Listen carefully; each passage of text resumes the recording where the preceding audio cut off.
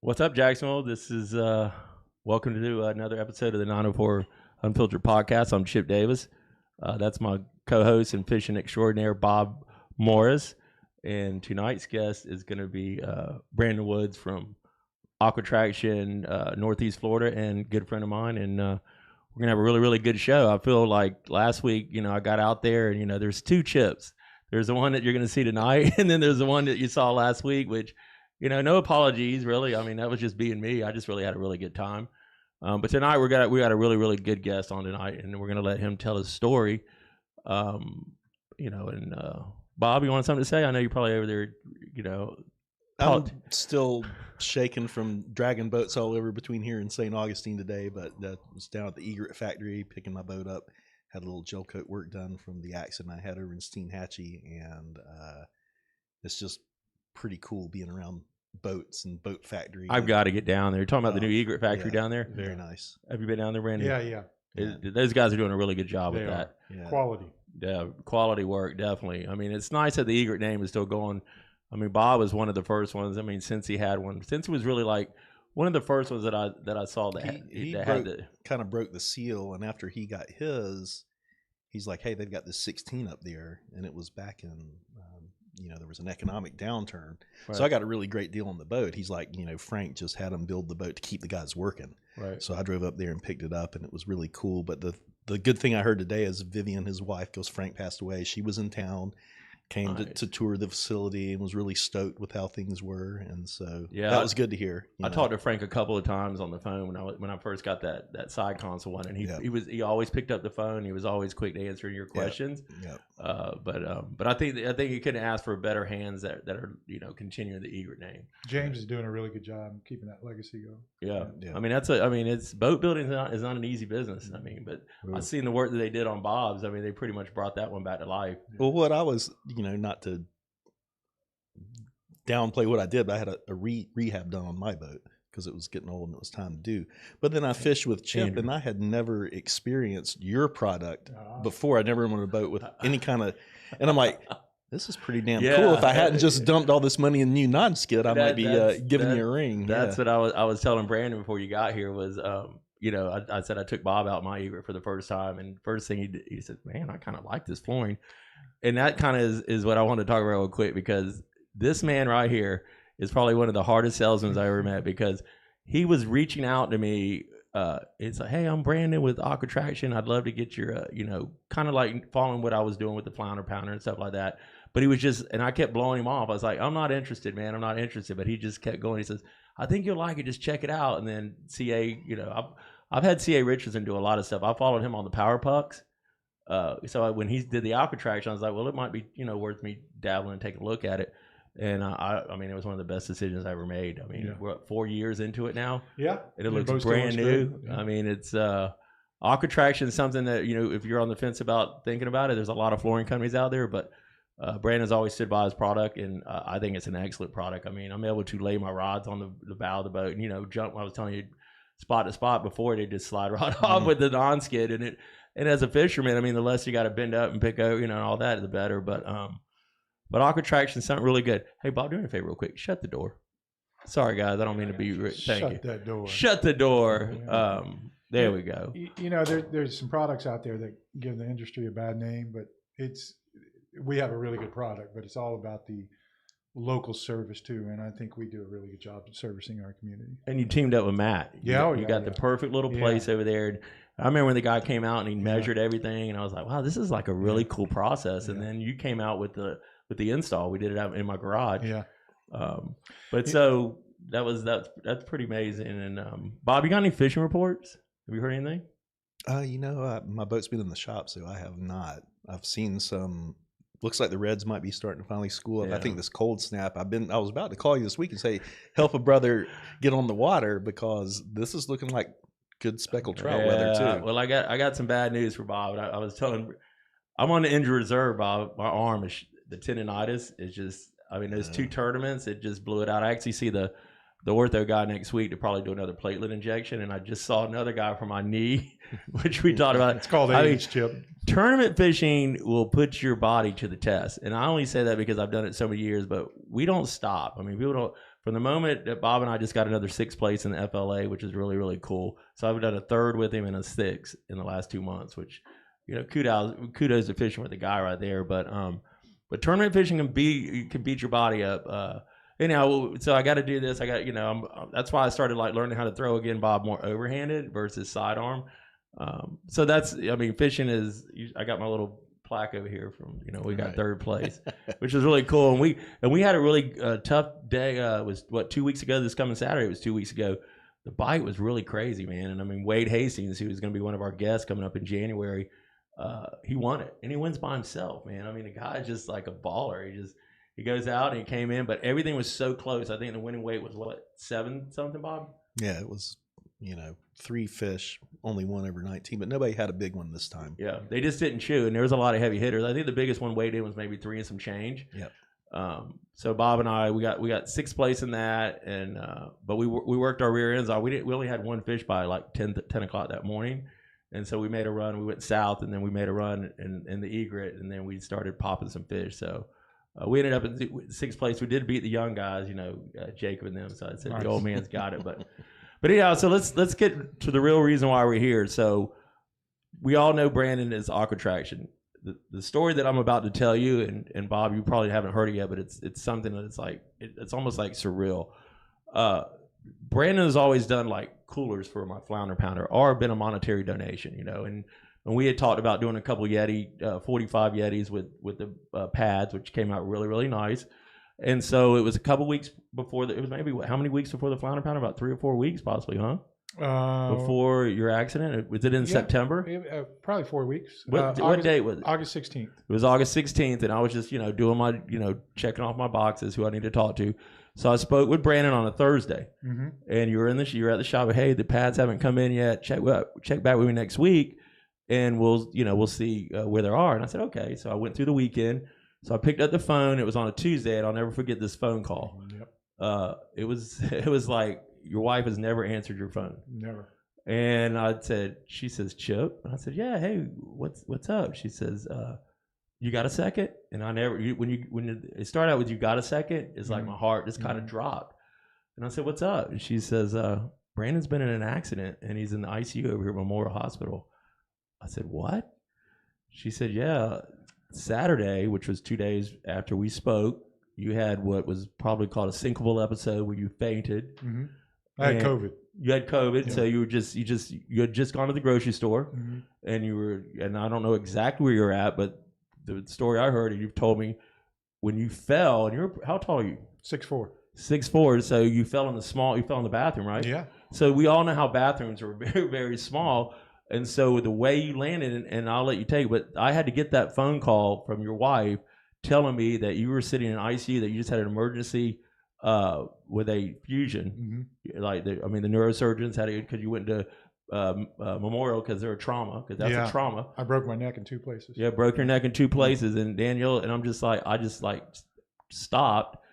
And I said, well, we just tell him that, you know, if y'all need anything. And, you know, after that, I kind of got off the phone. I'm like, holy shit, I just talked to this guy 4 days ago, and now his world is completely upside down. And on another note was, Brian Dufek's calling me, and I was like, hey, Brian, what's up? Hey, what's going on, man? I think I was talking to him about the tournament. I go, what are you doing? He goes, I'm in Louisiana with C.A. Richardson. And C.A. is a big, you know, Aqua Traction. He's part of the family. And I said, I don't know if you heard this yet, man, but Brandon Woods is in ICU at Memorial Hospital. He broke his neck, or, you know, damn near broke his neck. And Brian's like, what? I said, yeah, you might want to tell C.A. And it wasn't, you know, and then I'm going to go ahead and just take it from there and just kind of tell us what happened, Brandon. Yeah, well, thanks. It's been a hell of a journey, and so I passed out. I broke my neck. I knew immediately when I was on the floor I was paralyzed. couldn't move anything from the neck down. Danielle was there. It was a hard experience, as anybody can imagine.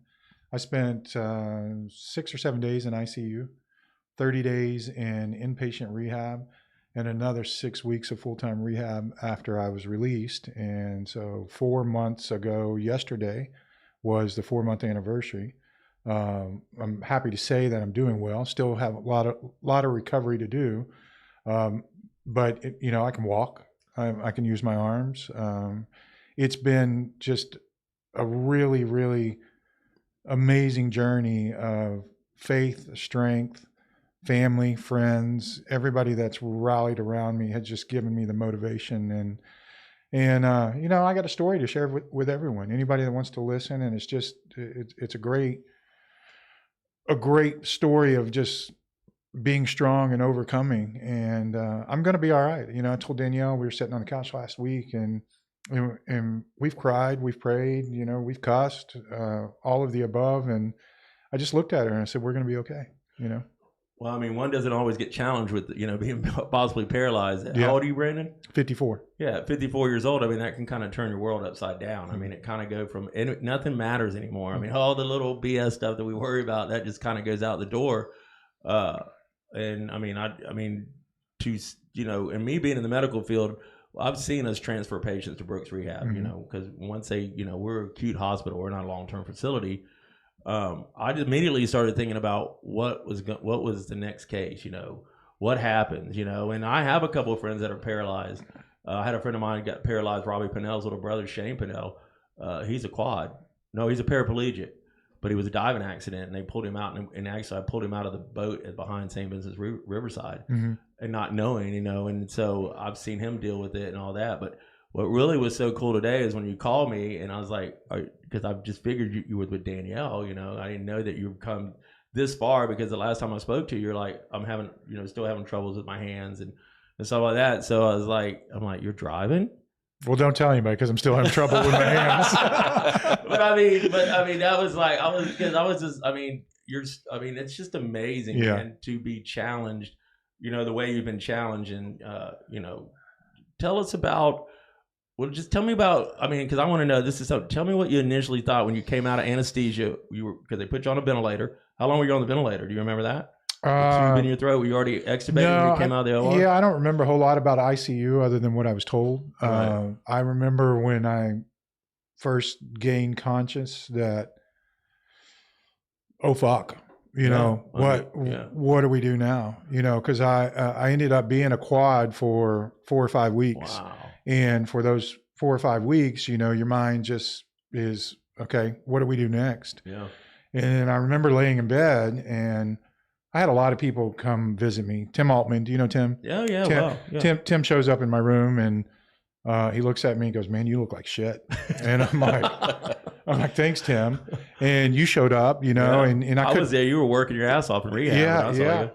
Yeah. So the first round of people that come in, I couldn't move. I couldn't move anything from the neck down, and laying there and thinking, what next? All you can do is rely on your faith and clear your mind and move forward. And I remember laying there, and the first thing that moved was a foot. I moved my foot, and I was like, did that really happen? And it did. And then from that point forward, it was like, all right, we got this. So, and then it just took a tremendous, and still is, amount of work and determination. And I've shared my journey, weekly updates through the process, because I had such a great outreach of people, and I love that. It's humbling, but I couldn't communicate with everybody. So I turned to social media, which I normally don't do. And some of that feedback I got was that it inspired people, it motivated people. It even caused people to pause and rethink the future of their life so they can enjoy the gift of life. And I don't want to get too cynical, but it's that deep, and it's more than just a recovery. It's a lot of things. It's a community, a village coming together and supporting me. And it's my family. God, my family is so strong through this, and has made us stronger. It's just, Chip. Go ahead, Brandon. I didn't know if I was going to live or die. Yeah. I really didn't. Those questions were there, and to watch the expressions on my wife's face, my thought was that I can't leave her like this, you know. It's pretty. I mean, I don't even know how to think about what. I mean, I kind of had that thought a little bit when I was going for big surgery. You know, when they were like, "You ready?" and the surgeon came in, because you didn't have all that. You were in trauma. You went straight. Yeah, I went straight. You went straight, but I had to sit in this room, which, you know, and Bob's went through. Well, I mean, we can touch on what Bob went through with cancer. I mean, he's a cancer survivor. You don't really realize the little things until you're sitting there, and the surgeon came in and he said, "You ready, Chip?" And he had his 2 PAs with him. And I said, "I don't know, man." I said, "I don't know if I'm ready or not, Doc." I said, "I'm more worried about what you're going to find." And they took out 12 inches of my colon and reattached it. But he's like, "You were 6 weeks away from a fistula in your bladder," which means I was in big trouble. But that was a moment in my life. I was like, all the little things didn't matter anymore. I was like, am I going to come out of this surgery? Am I going to be, you know, effed up, or am I going to be, you know, impossibly you? But for you waking up and knowing, you told your wife you were paralyzed and you were on the ground, you couldn't move. Yeah. In the bathroom, I knew I was paralyzed. You were like, I mean, you were like, and that's the first thing you told me. And so when you were laying there, so when the rescue gets there, those guys have to be very manipulative with your spine. When a spinal cord injury is something, when these guys come in, one slight move to the right or left, and you could have been a quad for the rest of your life. Because what did you had a cervical fusion? Yeah, like I said, I broke my neck in 2 places. You know which C was it? C? Yeah, C2 and C3. So I think if you sever C4, C5, then there's no coming back. There's 3, and they fuse 3 and 4 together. Yeah. So I mean, and kudos to the neurosurgeon that can do that kind of stuff and go in your neck and infuse stuff. So you have hardware in there right now. Yeah, I do. And you know, not to skip too far forward, but I went into my surgeon's office for a follow-up about 3 weeks ago, and he told me, you know, I told him thank you on the first follow-up, and he told me, no need to thank me. He said, the best things I can ever get is to see you walk again. Yeah. And so I went into his office 11 weeks after surgery, and I walked into his office. And I saw this big old tall man, taller than me, and I saw a tear come down his eye. No shit. Yeah, and it was, you know, a lot of humbling experiences through. I mean, those guys are like one false move, and he's got your cervical is laid open right there. And one thing about neurosurgeons and me being in the medical field, they were always at the top of the food chain. The guys that I don't even want to talk to because they're so effing smart. Yeah. Between them and cardiovascular surgeons, and then it dwindles on down to like ortho and all that. Hey, what's up, dude? Orthopedics, I go. But you can go in there and fix somebody's spine, or you can go in there and cut somebody's heart, you know, go in there and replace their valves and all that. So those guys are so smart, but yet you're telling me the guy had a tear in it. I mean, neurosurgery, they know they're gifted. They're very gifted, and they've saved. And you're not the only one he saved. He saved a lot of people. Yeah. You know, there's some people that he didn't save, but he, you know, and I feel like through this experience, him doing what he was blessed to do to me has allowed me to help others in some way. I'm still figuring that out, trying to navigate through that. One of the quotes that a friend gave me when I was giving my updates was, "You don't know how strong you are until strong is your only option." And that stuck with me every single day. I mean, when I tell you I put in the work, I didn't have an option. That was my only option, is to put in 6 hours a day of therapy. I couldn't even walk, and they had me moving up around and my legs not working, but I did it, and I'm still doing it, and I'll do it for as long as it takes. And kudos to Brooks Rehab. Yeah. And those physical therapists amazing. Over there, that stuff that they have you in, like it's like a robot. I mean, it's like teaching your muscles. Yeah. So basically what you had to do is go back and teach, like occupational therapy was a big part of your therapy. Yeah, my muscles were gone. Yeah. After being in bed for 5-6 weeks, my muscles just went down to zero. I mean, that's why when people are laying in, when you get a bed sore, like when they don't turn you, because you would just sit there in one spot, and it would cause decubitus. And same thing with your muscle, you get atrophy. That's why they're always in there, even though you weren't able to move them.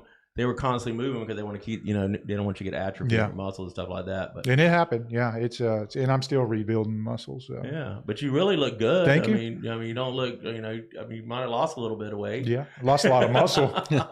But that's something that but you're here sitting on a podcast after having a 4 months ago a trauma experience. Yeah. And when I was telling Bob about how we wanted to try to get some guests on here, because I mean, we're going to fill it up next year. We're going to have all over the place with different guests. But one of the ones I wanted to get in here was Brandon to tell a story, because this is almost like a Christmas is always a time of, you know, giving thanks and what Mhm. we are thankful for and giving and all that. And I thought to myself that I couldn't have a better person here to tell your story.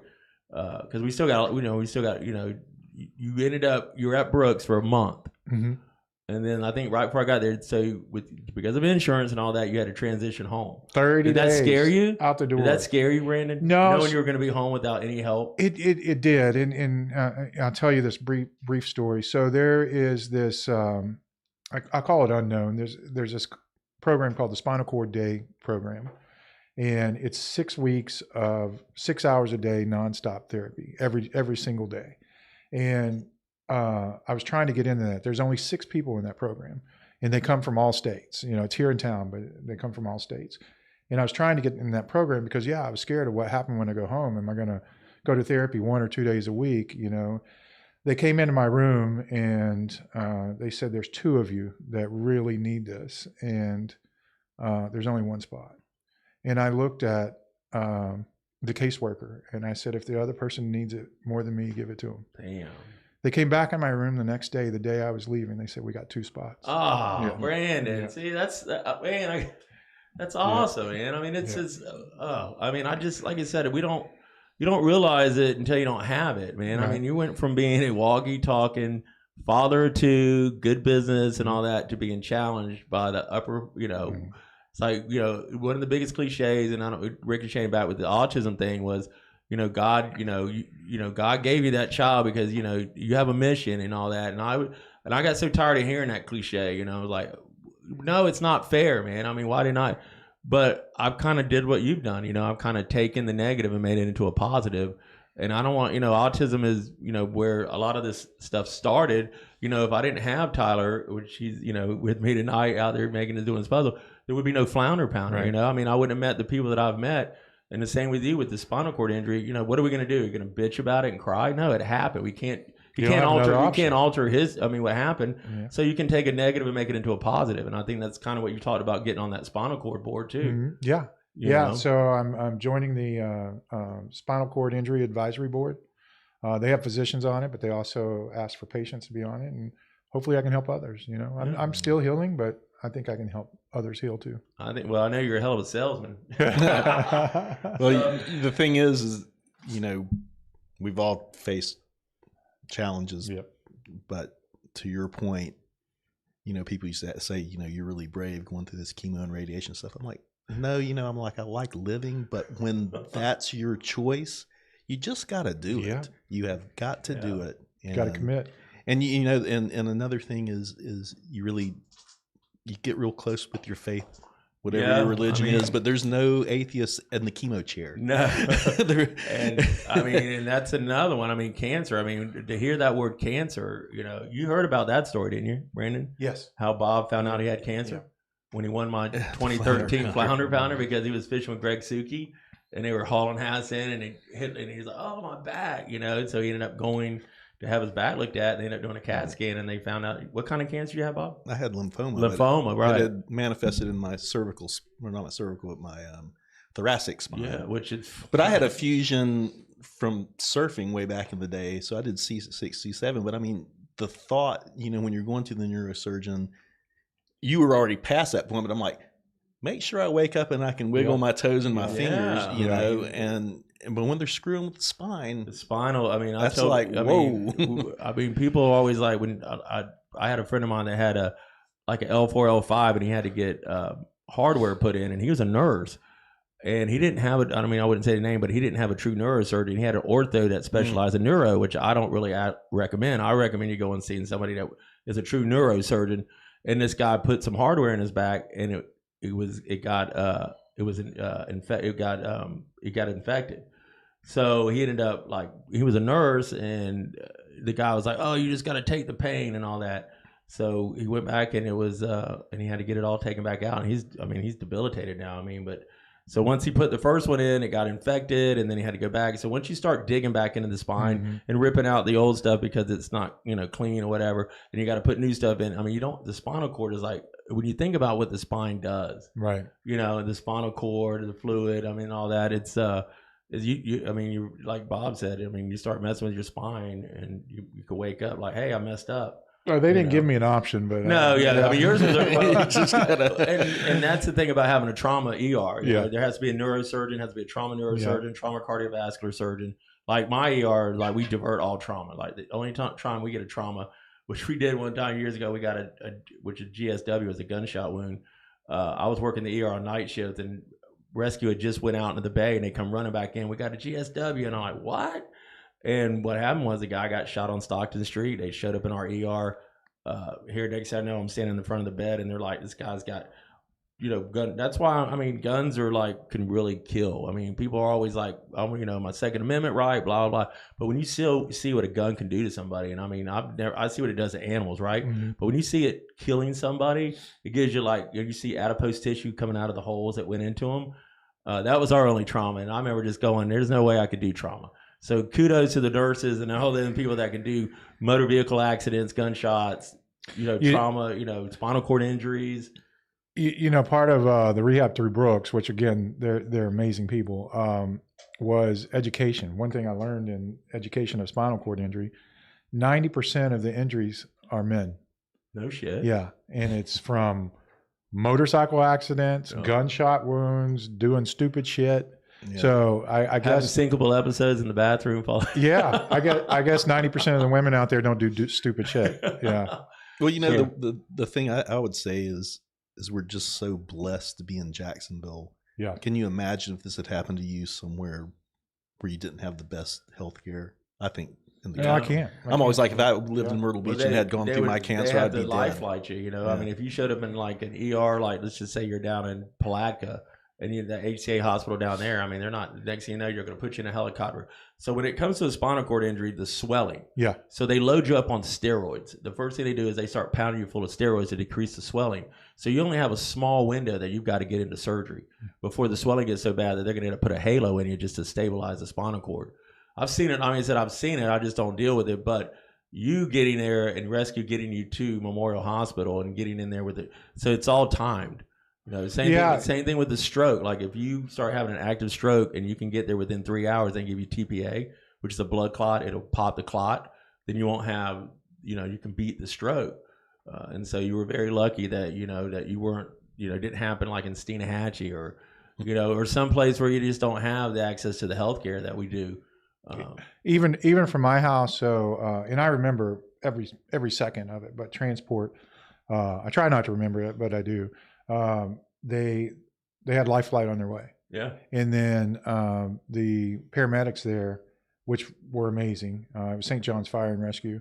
There was weather in the area, so they said no, can't cancel the life flight. We can get them there quicker, and they did. They took me by ambulance to Memorial. Wow. Yeah. I didn't even realize it was St. Johns County. Yeah, I live in St. Johns County. Yeah, because there's no trauma hospital there. Right. I mean, the only traumas we got I think Orange Park's a level 2, Memorial's level 2, and then Court Shan's like level 1. Mm-hmm. I mean, I couldn't even imagine what those nurses and ancillary help go through down there on a Friday or whatever night. But yeah, so I mean, talk to us about some of the people that have really been behind you, like you want to thank. I mean, because I know there's got to be some people out there. Mike Conley, he speaks highly of you all the time. There's been people that have there's been a whole slew of people that have been supporters, and then there's been others that have just been there every single day. And my wife, God, we were strong before. Bob, you mentioned this, and Chip knows this, but about 4 years ago, I had cancer, and I beat it too. Yeah, I had kidney cancer, and so my wife and I went through that together, and that made us stronger. And this, man, what I put on her poor soul is, I just had to remind her that when we met, the first thing I told her was life with me would never be boring, and it hasn't. But she's been absolutely amazing. Matt over at TMS, what a good friend. You, Mike Conley. CA, all those people. There's so many people. My family, the fishing community. The fishing community has been amazing. I mean, I told you earlier that we were putting updates on social media, which I don't do, and it's because the outpouring was so great and humbling. I just couldn't connect with everybody. Right. So, you feel guilty if you don't answer every one of the responses and stuff. So I did that, and it became inspiring to others, which I'm thankful for. But it was my way of communicate. There were some that I could communicate with on a constant basis, but those more on a weekly basis.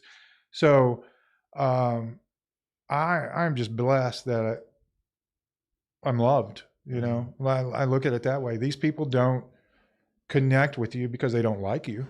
You know, so I just got to pay it forward. Well, I got a really tough question for you, and I don't know if this is gonna. I love you too. Yeah. I love you too. Tell us about your children. Yeah. How did that? What was your thought about how they've dealt with it? Because I mean, what's their ages? So I got 4. You got 4. Yeah, 23, 22. It's still going. 11 and 5. I only thought you had the 11 and 5. Yeah, we had. The 5-year-old, we had a COVID lockdown baby. So okay. Yeah, and they're all amazing. 2 of them are out of the house in school, and 2 of them are in the house. So the 11 and 5-year-old are at the house. And going back to the incident, Danielle, were they home? Yeah, they were home. Wow. Yeah, everybody's home. Danielle found me. She heard the crash and she found me, and she was beside herself, for rightfully so. And then I asked her to put the kids and the dog in the bedroom, so they didn't see anything. So they didn't see anything. They heard the commotion and everything, but they stayed in there and they didn't see anything. So the next time they saw me was in recovery in the hospital. And from that point on, it was just finding a path forward. So they're good. They're in good shape. They're glad to have Dad home, and they're very loving and appreciative. And so I think they're going to be all right. I saw some of those pictures I shared. Yeah. I'm a content creator. Yeah. I mean, but and I was telling you today when I made those CapCut videos, man, I people always joked to me because every time I went on TV for the first 10 years of the Flounder Pounder, I mean, of course the interviewer was like, well, Chip, tell us about Tyler. And it just like, I mean, and then Michelle would be right there and then she'd start speaking and, and I started making that video, man. I found myself getting a little bit emotional. I got choked up because one thing you told me was I'm going to be at your Flounder Pounder. Mm-hmm. And he did tell me, he said, I'm going to be at the weigh-in. I said, if I can walk, you're right. I'm going to walk to your stage. I lit up when I saw you because, I mean, it's mayhem out there, as you know, running that thing. And that picture speaks volumes. Yeah. The other one, I'm giving you a big hug. I mean, that's stuff right there. It's just, it'll lay with me forever. I mean, I can think about it sometimes, but having you show up, like, and that was almost like I got to be there. It's like, it's like I'm going to make that, the Flounder Pounder, and Danielle brought you out there, and you had your kids with you, and you made your way over to me and gave me a big hug, man. That was my only purpose. I was, that's why I wear shades, and you guys know my Miggies, these Jupiters, because there was 2 moments out there when I got teared up. You were one of them, and then when they flew the banner, and Paul Rohan, that son of a bitch, he'd already flown one that morning where all you can eat lobster tail, and he flew it, and he's like, and so we started to do the weigh-in, and I get the weigh-in going, I get locked in, and Michelle's going, go outside the tent. And I said, no, we're ready to weigh in, let's go, and everyone's like walking out, and they walked out there, and I saw the banner, man, and I remember I had these glasses on, and I just said, I got emotional, man. And I mean, emotions are not a bad thing. I mean, emotions, I mean, I always tell people, like, if you watch certain things and you don't see the person next to you, like, getting choked up, then just get away from that person, man. Because, we've all, it's just one of those things. Emotions are what, get us going. And you saw the picture of me in a wheelchair, a power wheelchair, with my 5-year-old walking next to me with her hand on my chair. I didn't see that picture till a little bit after it was taken, but when I saw that picture, powerful.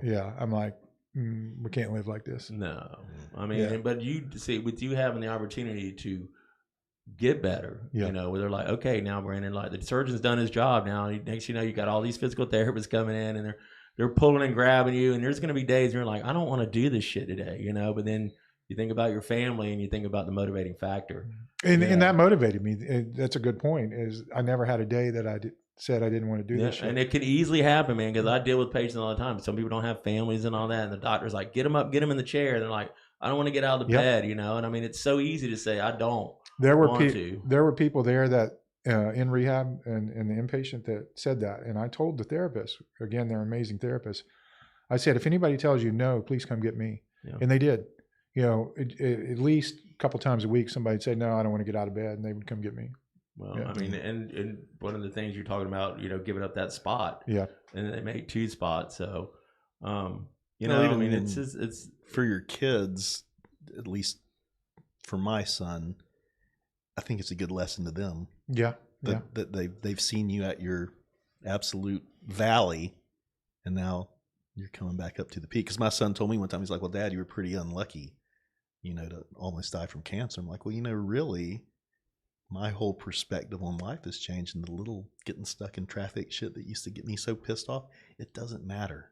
It doesn't matter. It does change. It changes your perspective on everything. And just to be in traffic. Yeah. Like, hell, I wouldn't even be in traffic, you know what I mean? And, you know, I didn't go exactly. to that, you know, I didn't go to that, you know, not knowing if I was going to get out of bed and all that. I went through the thing that I know, you know, whenever you go to surgery, you know, the problem is it's not like one size fits all. All surgeries don't always happen. I think back sometimes to the lady that used to own Angie Subs, who was a marathon runner, and she went into the OR to have some surgery and had a reaction to anesthesia and died. Yeah. I mean, she was a marathon runner, fit, but you don't know when they give you certain drugs that your body's never had, how you're going to react. And so when you're looking at going under it and coming back out. But like with Bob, when somebody tells you that you got the cancer, I mean, the C word, you know, how do you act to that? You know, I remember that. Yeah, you know, and the things like that are just very. It's gonna try you. You're gonna lay in bed and think sometimes, okay, I don't want to get up out of bed, but I might not have had a chance to get out of bed, or you know, I want to go and you know love the ones that are around. You know, I mean, my dad's 89 years old, and I catch myself sometimes needing to spend more time with my dad. I get on to myself like he won't be here forever. You know, and we're not all immortal. We're all gonna die. It's just like. And I don't want to get too crazy about that, but I mean, when you work in a hospital and you see so many people pass, until it's in your family, like when my mom passed in 2020, that was the first time I ever really I was like, I had to deal with death, that it wasn't somebody else's family. And, you know, and then my dad's 89 years old and, you know, I don't know. I mean, it's just, I'm not a truly super religious guy. I believe in life and death and higher power and stuff like that, but you don't really know how much you want to be in higher power till you're put in that position. I remember praying like hell, going when they were rolling me around. You know, you're going in the OR, everything's cold and it's white. You know, because you don't remember this. I had gotten a little bit of verse from the CRNA, like, "You want something to relax?" I was like, "Can you please?" And I just remember turning that corner, and I remember just looking up, going, "I just want to wake up." You know, and it was a 3.5 hour long surgery. Mine was, and I remember waking up in the recovery room, going. I thought I was on the side of a mountain, and I was like, "Where am I?" And all the nurses knew, like, "Shit, you're in recovery." I'm like, "Oh shit, I made it." Yeah. Oh damn. Okay. I'm not on a ventilator. You know. I mean, it was that. I mean, I remember coming to see you. You're like, "Dude, you got to put some weight on." I mean, I was so emaciated looking, and I remember I didn't eat for 6 straight days because I was. And my surgeon was like, "You got to eat, Chip." I'm like, "You took my colon and took a piece out like a hose and stuck it back in and put it in my body." All I lived off was Ensure and chocolate pudding for like 6 or 7 days. I think I went down under 200 pounds for the first time in years. But you just got to trust the process, you know. And I trusted the surgeon, and you luckily had to trust your surgeon. Bob rang the bell. I like it again. I didn't have a choice to trust. Yeah, well, obviously yours is emergent. Yeah, he was pretty damn good though. But you did get to go and shake his hand and tell him. I did, you know? And I'll do it again. And I do it to my surgeon all the time. I'll see Dr. Motomary, and I'm like, and he did mine with a robot. And, you know, I think that's kind of crazy. You know, the thing about an elective surgery versus like emergent surgery, you have time to think about it. So I started Googling a robotic colectomy. And the first thing I saw was this guy that already had all these, all these things coming down because, you know, they put all these trocars in you and then the guy gets and he hooks up the robot and he does the surgery with the robot. Yeah. So less hands in your body, the less infection chances you have. And Bob, I remember ringing that bell and relate to it. There's just a sense of calmness that comes over you when you do that. Like, I did it. You know, I never rang the bell. Oh, you didn't? Yeah. No, because when I finished chemo, I still had active cells and I did radiation for quite a while. And I'm like, I don't want to ring the bell until I know I'm cured. But the thing I'm interested in, not to come off of what we're at, is you know, as a business owner, that was really weighing heavy on me how did you keep your business going through all this? Good question, Bob. So it's been tough because we have a thriving business, and again, and amazing support from our fishing community. And we just in North Florida, we all band together, and it's just if you do right by people, they're going to do right by you. And I always try to do the right thing. My staff is incredible, and I found out just how much loyalty and respect that they have for me through this process because they kept everything moving. Let me see if I can move this over here, Bob. Oh, you're good. They kept everything moving through the process. Now, with any business owner, people aren't going to do it as good as you do when you're in that captain's chair, but they've kept it going. And we're looking at turning the corner into January now and just blowing it out of the water in 2026. Well, why don't you mention them?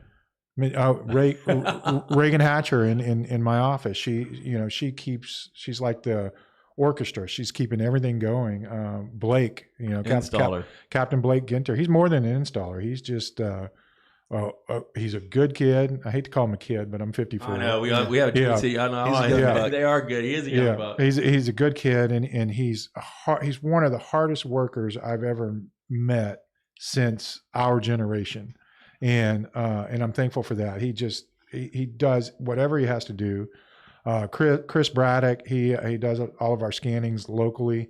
And then we have more. We have Josh in Orlando and Justin up in Georgia and Matt in the Panhandle. And they've just all been amazing through the process. And one thing I've learned is that as a business owner, we need to learn to find somebody that can operate our business as good as we can, because you never know what's going to happen. Yeah. And I never relied on that until now. And then, so I'm in the process of teaching people to run it as good as I can. And I'm not saying that I'm better than anybody else. I just know the business in and out. So yeah, they've been amazing, and it's still going, and I'm so proud of all of them. Blake busted his butt and got my coolers to me. Yeah, for the flounder pounder. Yeah. I mean, so kudos to Big Blake, and you killed him. You mean Little Blake? Little Blake, yeah, Blake Ginter. Yeah, yeah. Well, is it Little Blake? Well, he's little. Oh, well, that's true. I mean, but he did. But go ahead, Bob. I didn't mean to cut you off. Well, I was just curious. Moving forward, I mean, are you hands-on at this point, or is it going to take a little while for you to get back in the saddle? Are you doing install? Are you crawling around boats? Are you ever going to crawl around boats again? I don't know the answer to ever crawling around boats again. I hope so. I'm not crawling anywhere. I haven't made it to the floor since my injury because I don't know if I can get off of it. Okay. I'm still building. Yeah. Limitations I still have in my arms and my hands. I don't have any feelings in my hands yet. There's no sensitivity. So keyboard warrior or any of that stuff is difficult. I am just recently getting back involved about an hour a day with phone calls and decision making. So I'm getting back into it slowly, and I think they're happy for that. At least they act like they're happy, that I'm getting back involved. Well, they're glad the boss is back. Yeah. So they're still doing their thing, and everybody knows what they have to do and when they have to do it, and I'm thankful for that. Yeah. But you mentally, you're just the same as you were before the accident.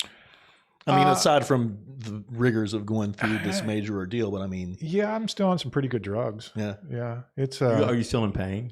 No, so I was never in pain because I broke my neck. And so I never had any pain. But, even from the incision, no incision. Yeah, no. So and they went through the front on the surgery. So never had any pain.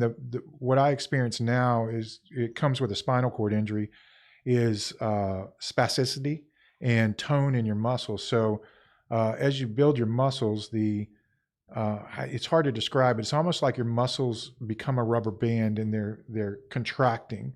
And so I deal with that, which is, so I'm on a lot of muscle relaxers. They control that with meds. Yeah, muscle relaxers and control it. And it too will pass. I mean, I got to remind myself it's been 4 months, and my doctors tell me they didn't expect me to be here until 12 months. Wow. So you're way ahead of the curve. Yeah, way ahead of the curve. So, these limitations, they don't bother me. Obviously I want to be normal, but it's coming. You look pretty good to me. I mean, like I said, when you pulled up today, I'm out there trying to, hey, what can I do? You're like, I got it, man, and all that. So, yeah. Independence is important when you go through something like this, because you rely on so many others when you can't do anything. And my goal right now is to give people their time back that have been taking care of me, for me to become more independent and let them have some relief, especially my wife. Yeah. Danielle is just, if I could put wings on her, she'd be an angel. Yeah. I mean, I couldn't imagine myself being where you are, but you're the most positive person. I mean, it's like you're the champion of this, but I mean, deep down inside, there was always the thought that you might not ever walk again. I mean, you can't not say you didn't think about it. Yeah, and I'm going to be truthful because that's who I am. The first couple of weeks we're sitting in there, I turned to Danielle, and she's going to kick my ass for saying this.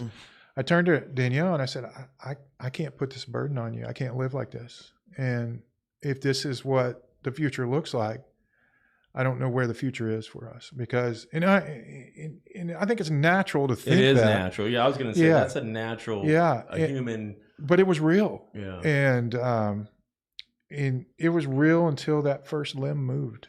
And then after that, it was all over. It was all dry from there. Yeah. Well, if you could have heard her voice or not when she spoke to me, like I said, that was the first time I've ever, and I don't think I've really ever talked to Danielle that much. I mean, I've met her a couple times, but I've always dealt with you. I mean, Aqua Traction, and all that, and I've always heard about Danielle. But when she answered the phone that Tuesday, it was probably one of the hard. I mean, it was like, it was like I didn't know how to do it, but kudos to the spouses. I mean, let's just put it the opposite way. What if it was Danielle, right? And you were the one that had to take, I mean, it's would I do as good of a job? We don't know. I don't know. We don't want to find out. That's questionable. So Danielle, true. She gets the Superman award and all that. But Gary, one of our customers, he owns a plumbing company, and a lot of people reached out to Danielle, and I didn't know she was communicating with them until probably a month into the injury, because I just wasn't there. Gary reached out to her, and he said, what do I need to do to get him home? And what do you need done at the house? And he went out and visited with her, and I talked to him about a month after that, and he did quite a bit of stuff at the house, thankfully. And he said, "Man, your wife is so sweet. Why are you keeping her away?" and I'm like, I'm not. She just really hasn't been involved in the work circle. And so a lot of people have talked to her and gotten to know her through this process. Yeah. She kind of, I mean, social media is always good and bad. Social media, I understand. But in this time when she started the GoFundMe, and everybody rallied behind that. And, I donated, Mike Connell. I mean, the whole damn community donated.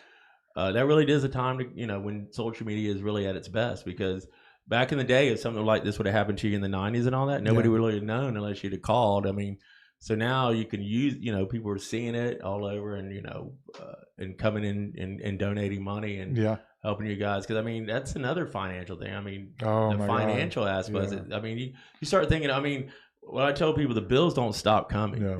I mean, they don't give a shit that Brandon's laid up in the ICU Memorial Hospital. They're going to keep sending that rent, the electric, all the different bills. So as you're sitting there manifesting everything that's happened to you physically, then you got to start thinking about financially.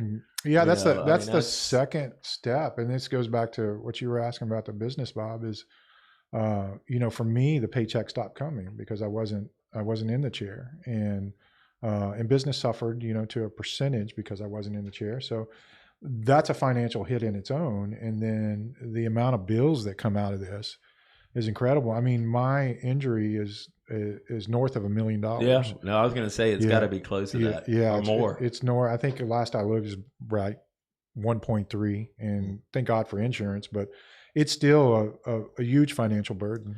Yeah, because the bills, I mean, even, people are always like, I'm not going to pay it. They go in to use the ER like it's, a convenience store. But every time you go in and out the ER, you're going to get billed, and they're going to chase you. And the next thing you know, your credit's going to suck. So we're all worried about, our credit rating. And obviously, you just want to worry about a roof over your head. It all comes down to it. I mean, am I going to go home to have a house, because, mortgage companies and all that. But I mean, you've been pretty solid, Brandon. I mean, thank you. To sit up here and, to have you sit in that chair and, to champion what you've done. I actually got a hoodie right here that Mike Conley had made for you. I kind of like the phrase. You might want to read it. Don't let the hard Days win. Thank you, Mike. Yeah. Man, he's been. That's That's pretty cool. Yeah, he's been amazing, and everybody has. You know, you're talking about the people from the community that's helped financially through this, and Danielle and I, as little as 2 weeks ago, we're sitting down and we're talking about, you know, the next 6 months, the next 3 months, the next 12 months, and I just looked at her and we've regrouped and figured it out, and I looked at her and I said, we're going to be okay. Yeah. And she, you could see the relief come over her because she was stressed about that too. Yeah. Well, I mean, anybody out there, at least I know from my perspective, is the best thing you can do is support the business at this point. You know, if you're on the fence on getting an install, that's a great way to do it. Well, I mean, it's support. I mean, Aqua Traction speaks for itself, obviously, but if you are on the fence about thinking about getting it done, I mean, you're going to support Brandon, and I tell you what, he bugged me till I was like, okay, we'll do it. But I don't regret it. I mean, some people don't like. I mean, flooring, marine, and let's talk a little bit about marine flooring. Can we talk a little bit about? Sure. Can you talk about? I can talk a lot about marine flooring. Well, I mean, because we've gone with the whole thing, but marine flooring has come so far from when it used to just be sea deck. Okay, I had a little bit of sea deck on my John boat one time, and one thing about it was it faded quick. It was a green, it was a marine green, and it faded. But it was really cool and all that. But the evolution of marine flooring, I mean, where is it at right now? What makes Aqua Traction? And I don't know. Every time I turn around, there's another flooring company out there. What are they all the same? Is it a patent that Aqua Traction has for their flooring that you cannot copy that, or is it?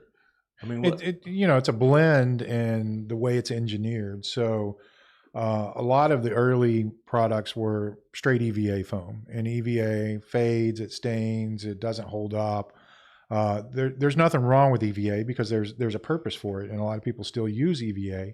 It's just evolved over the years into a polyethylene. So we use a polyethylene EVA blend, and a polyethylene, we call it a PE, is more durable. It's a higher density. It doesn't stain. There's no fading to it. It's just it's made for the harsh environments. Now, again, it's foam, so we tear. I mean, we hook it or something. You're gonna. I mean, it's not like bulletproof, but it's sacrificial. Right. So you drop something on it, somebody burns a hole in or whatever, you just replace that section. So with a polyethylene, it stays the same color through the life of the boat, and you don't have those problems. But what it really comes down to is where the supply is coming from.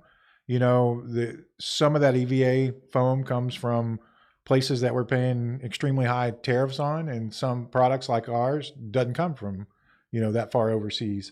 I think what really makes it though is the company, the area that's selling it. We're a nationwide product, Aqua Traction, but it really comes down to the people in the areas, the dealers for it, that they prep it right, that they install it right, that they stand behind it. Because you read these forums and most of the horror stories are, I'm a one and done customer. They took my money and I never heard from them again. We don't practice that. We practice proper installation, proper prep. My guys go through training, constantly, and they know what to do and they know how to do it right. Somebody told me, just out of high school, that I've always remembered. Damn, that was a long time ago. If you find somebody that gives a shit, you found a good person. Yeah. And I know that all the people on our team, they care about the customer, so they do it right. And we got to mention that laser. I was so impressed by when you told me you were going to put the flounder pounder on there, and the one that you took was like the most detailed one, Bob. You saw the one that sits in the middle. Mm-hmm. When you brought that over, because you came over with the install that day, and I remember, and it was like, holy shit, man! This. I mean, so you could do anything on your boat. Like if you have just pretty much. I mean, it would not be too much, but like you could take that. You could take just about anything and make it into a pad on your boat. I mean, one of your boats, offshore guys, has been putting it blistered to the test is Jimmy Ladler. I mean, you couldn't ask for a better guy. I mean, he's got both of his. Doesn't he have two boats now? Yeah, he's got to have. I'm beating the shit out of that stuff for a long time. He's got to have well north of 1,000 trips on his. Yeah. Wow. Yeah. Well, I mean, and Bob doesn't get impressed too often because we've never taken my bird out and we fished, pre-fished before that tournament. And some people, until they get in it, they don't really realize because it does come, like you said, with the evolution of like message boards and social media. People are like, I wouldn't put that shit on my boat, blah, blah, blah.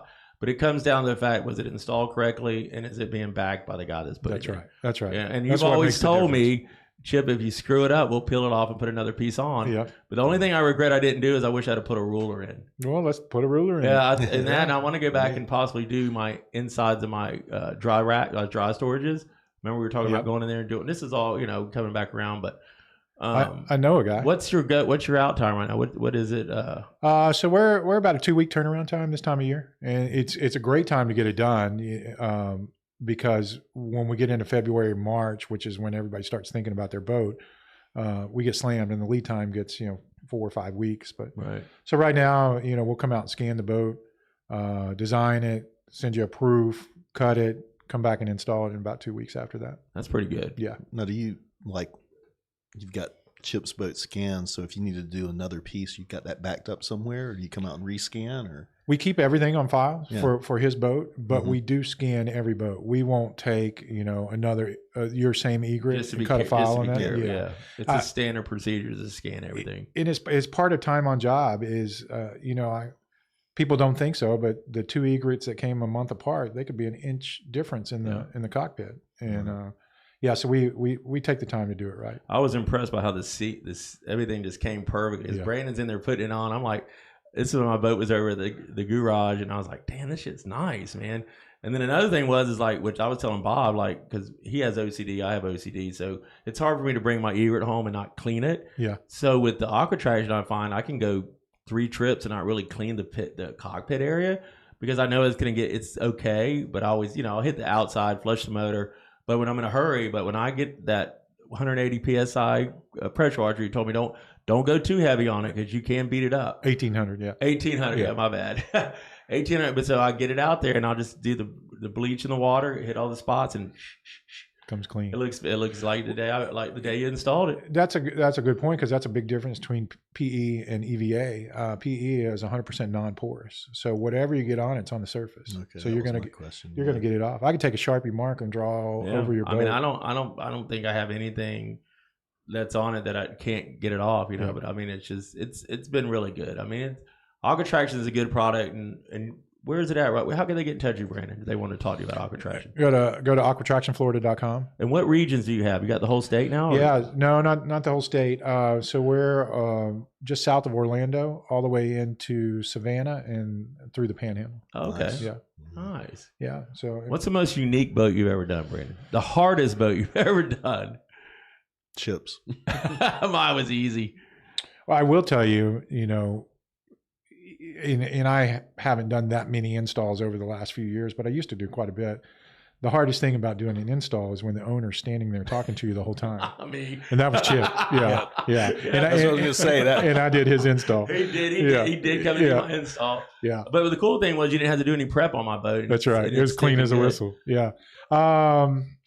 I don't know. There's been quite a few unique ones that the hardest one we've had to do was these big trawlers or these yachts that have this plastic faux teak floor on it, ripping that stuff up. That was 5,200 on the floor and putting something else down. So is that even worth it? I would bid it high and let them run.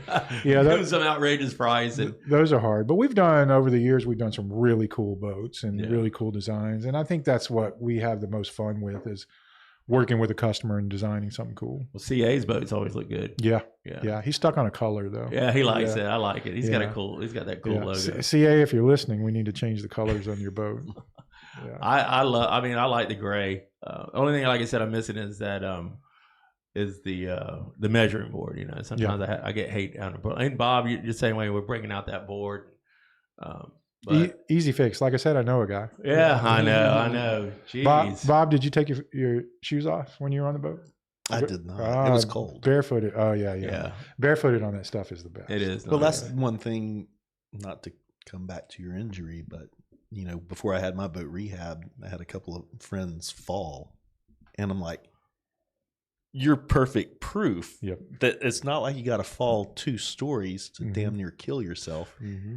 It can happen just the right angle at the right spot. And so the Aqua Traction is, because what I think back, and I'm a surfer, there used to be traction pads on the surfboards. Oh, yeah. And that was, I guess, the EVA foam. Right. And I'm like, this stuff will start chunking off. Oh, yeah. And that was just, I guess that was the Well, a prime example, like this time of the year, because we get a lot of fog, and you'll fish all morning, and the boat will just stay wet. Yeah. And I can remember times of just being on straight glass, and I'm like, Jesus, God, I almost fell and broke my neck. But the thing about aqua traction is you won't slip. No. You know, I mean, and even with the fog, I mean, you know, you're out there right now. I mean, even like tonight, I mean, you just got the mist is in the air and all that. I mean, that's one of the things that I loved about it, because this is a very, this time of the year with the fog and everything, it's like, and then when it rains and all that, but I mean, it's just good. Do you ever do any kind of stuff in houses or anything with it? Yeah. So we do beyond boats is we do golf carts. Okay. Yeah, that's right. That's all that. Hot tubs, swimming pools, showers. Yeah, quite a bit of stuff. We do. There's this piece of equipment called the Rook, and it's made by Ring Power, and they're these skid steer assault vehicles. I don't know if you've ever seen them. JSOs, SWAT teams. Yeah, SWAT teams. So they're really cool. So they have this big metal platform on the front and the back, and we do those. Nice. And I haven't had a picture of one going through a house yet, but I'm sure there's one out there. And I saw your golf cart. Yeah. It was done for the family, so it's got Mickey Mouse all over it. Remember when you had that Hell's Bay? Oh yeah. What year was that one? That was a 2010 that I completely rehabbed. Yeah. Oh, I love that boat. You still got that other boat for sale? The Hughes? No, it's gone. Yeah. It's gone. Huh? Yeah. Wow. So let's talk a little bit about fishing. So what kind of fishing do you like doing? All of it. You know, offshore, I like to wahoo fish. I'm not a big bottom fisher. I like trolling, but every time I go out with one of the captains, we end up on a reef somewhere and catch a shitload of fish. But it's cool. And I love to redfish. I haven't done a whole lot. You sponsor a lot of the redfish tournaments, we do. don't you? Yeah. The Florida Redfish Series, and we sponsor. We are a sponsor for the Kingfish tournament and the Wahoo Flounder tournament Pounder and the Flounder Pounder. Yeah. So Chip, you know, kind of turned me on a little bit to trout fishing. That's a lot of fun. Yeah. So to answer your question, I love skinny water inshore fishing. Yeah. Yeah. And when do you anticipate being able to get back out? You know, that's a good question. I've had a handful of people say, come get on the boat, including Chip. And I'm not far.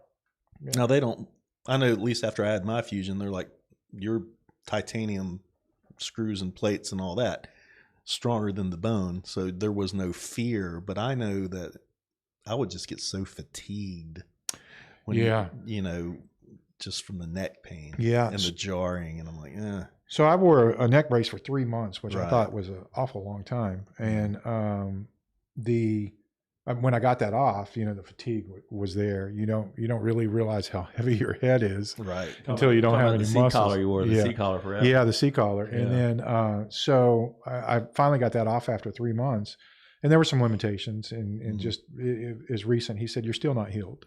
You're healing, but you're not healed. So here are your limitations. And but I'm not far. I'd love to get. Don't push it, man. No, I haven't. You know, that's one thing that people will do is, you know, they're like, oh, I feel better, and the next day you go out and you'll have a setback. Yeah. Yeah, you don't want to do that. It's the one time in my life. Take your time, man. It's the one time in my life I'm actually following the rules. Yeah. I mean, I know it's tough and all that. And like I said, I was super surprised today when you know, I was expecting Danielle to be with you. So when you came over here, that was cool. But hey man, is there anything that we didn't cover? I mean, it's just been a tremendous. I mean, I think this has been a really good episode, and I just, you know, and I'd like to say, having gone through cancer and this, obviously I don't want to go through anything else, but it's You've had enough. Yeah, I've had enough. All right, man, no more for Brandon. Yeah. It's like it's made me stronger as a person. It's made us stronger as a family. It's made me stronger with my faith. And I think I said it in one of my updates recently. If my journey touches one person, then it was worth it. Yeah, it has. I'm sure it's touched me tonight. I mean, it's like I said, I could. The first thing I thought of, and when I said, "You want to come on the show, Brandon?" He's like, "Hell yeah, yeah." I think tonight maybe some people can comment what we thought. I mean, it's like I said, if you watched me last week, I was like all over the place, but tonight is just kind of like, you know, the perfect time right before Christmas. You know, we have a lot to be thankful for and all that. And Brandon sitting in here, and you know, I didn't know if you'd be in here. I mean, who, you know, with everything we went through, it's been a really good episode, man. I'm kind of. You're gonna have to help me out of the chair. Oh, I will. You might have a decubitus down there, but hey, Bob, you got anything you want to kind of touch on before we you want to talk about anything before we get out of here? I mean, I just appreciate your story. I mean, it is. And I've had this thought a lot with what I went through, is this like, if you can inspire just one person, and I think that's what God is, at least I feel like sometimes I'm like, I, got through my thing. And if that makes one other person just have a better minute or a better day, hey, if he can do it, I can do it, kind of mindset. Well, Bob's my inspiration, man. I mean, he's still out there winning on the Redfish Cup and all that stuff. After what he's battled through, but I mean, Brandon, you're definitely one of my big inspirations, dude. But I think that's good for, I think that's, feel good about it. And I'm glad that you are sharing the story, because it's important for people, because there's so much negativity out there. It's good to have some positivity. And people that know me know this. I'm really strong in my faith. I'm not a huge fan of organized religion, right? But I'm strong. I'm connected to God. That's kind of how I feel about it. Yeah, and that's how we live our life. And God doesn't judge that way. The one thing I will say that people that haven't had a chance to experience, having gone through traumatic experiences, and you might relate, Bob, is if you can learn the power to surrender, it's amazing. It just takes everything away from you and allows you to be positive. Yeah. And 100%. Yeah, I hope people can incorporate that into their lives. Well, I mean, think about right now, Brendan, somebody got admitted into the Brooks spinal rehab today. Because when I walked through there to find you, like I was looking at every door, and I would look in the room, and there was somebody with, a patient that had a C collar on. And how many beds is that unit over there? Do you know how many for the spinal injury? It's the fifth. Is it the second? So mine was on the 4th floor, and I think there's 40 rooms on there. Wow. Yeah. And they were all looked like they were full. They were full. Yeah. I think I had to wait in ICU for a room to come available. It's crazy, man. I go back often. And you should. Yeah. You might find yourself going over there just to go in there and uplift somebody one day. That's kind of, like, hey, you want to, you might have a kid in there that just had a 4-wheeler accident that could be possibly paralyzed, and he might be looking for some hope. Yeah.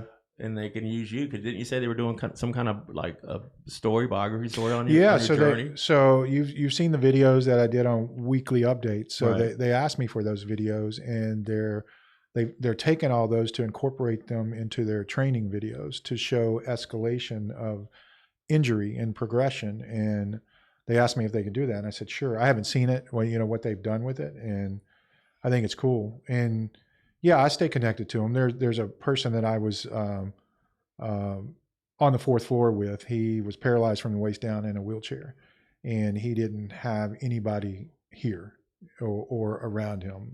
No family connection, no friends. So I befriended him, and we became close. And I just went yesterday and had lunch with him. Nice. He's still in the facility because he doesn't have anywhere to go. I mean, that's the biggest fear of anybody when you're alone. I mean, it's so. Anyhow, well, hey, before I go, because I love you, and I know you. I mean, you talked it. I just want to once again, I want to talk about my sunglass sponsor, because there is a discount code, 15% off. It's Miggy's 904. So if you go to miggy'swear.com, you can order the sunglasses. I got 2 different pairs right here. These are great guys, and they actually, it's part of their money that they sell sunglasses to. There's a nonprofit they donate to up there in Virginia. So the owners of these companies are pretty cool, man.